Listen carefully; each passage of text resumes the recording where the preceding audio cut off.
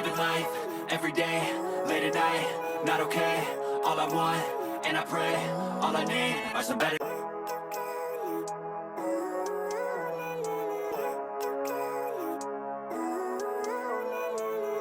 Living life, every day, late at night, not okay.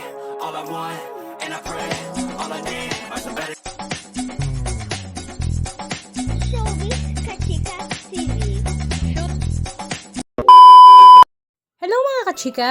Nakakatuwa ang ibinahagi ni Pauline Luna sa kanyang social media account kung paano nga ba nila sinalubong ang bagong taon ngayong year 2025 kung saan present nga ang buong pamilya Soto.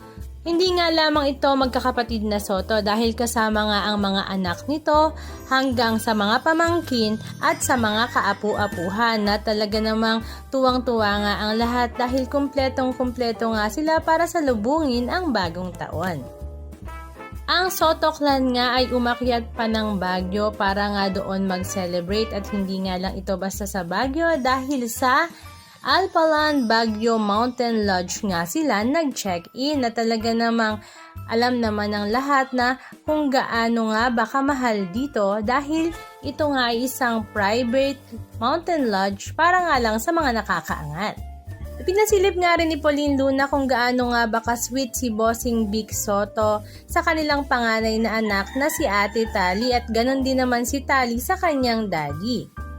At kaya naman pala talagang looking yang si Bossing Vic Soto, hindi nga lang ito sa pagmamahal ni Pauline at dahil na rin nga ito sa mga batang nakapaligid sa kanya kung saan sinasakyan nga niya ang mga trip ng mga bagets lalong-lalo na nga makipagkarera gamit ang golf cart habang sila nga ay nasa Baguio. Aliw na aliw nga ang lahat at talaga namang si Bossing ay tuwang-tuwa rin na mapasaya ang kanyang anak at ang mga pamangkin nito.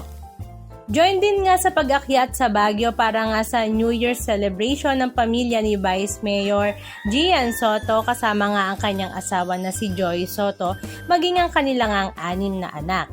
Matatandaan nga 2 weeks ago ay naging usap-usapan nga ang buhay ni Vice Mayor Gian Soto nang siya nga ay mag-guest sa vlog ni Miss Karen Davila kung saan idiniscuss nga nila at ibinahagi kung paano nga ba ang kanilang naging buhay bago sila maging successful na mag-asawa na nagtaguyod ng napakaraming anak. Marami nga ang napaiyak at napaluha sa kwentong ito ni Gian Soto dahil siya pala ay halos nalugmok na sa buhay at nagkaroon nga ng depresyon. Kung hindi nga dahil sa gabay ni Oyo Boy Soto at ng kanyang daddy na si Tito Sen, ay malamang nga daw ay wala na siya sa mundong ibabaw. At the same time, ito rin nga daw ay dahil sa kanyang malaking pananampalataya sa Diyos. Halika at panoorin natin.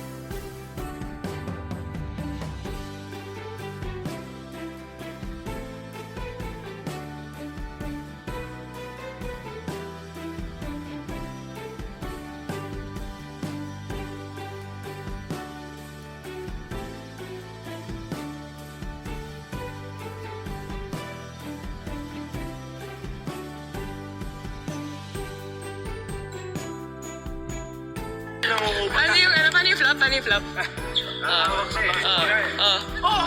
What?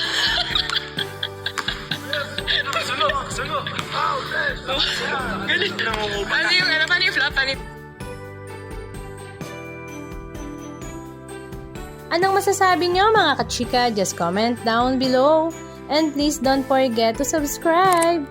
Thank you!